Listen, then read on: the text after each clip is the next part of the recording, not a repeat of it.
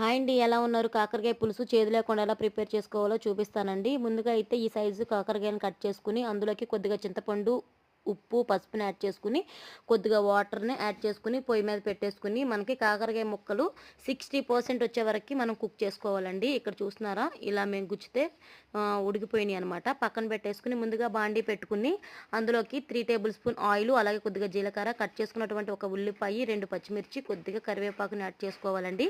కాకరకాయ పులుసు అయితే అమేజింగ్‌గా ఉంటుంది. ఇంత కూడా చేదుండదండి. కాకరకాయ లవర్స్‌కైతే ఈ కర్రీ అనమాట.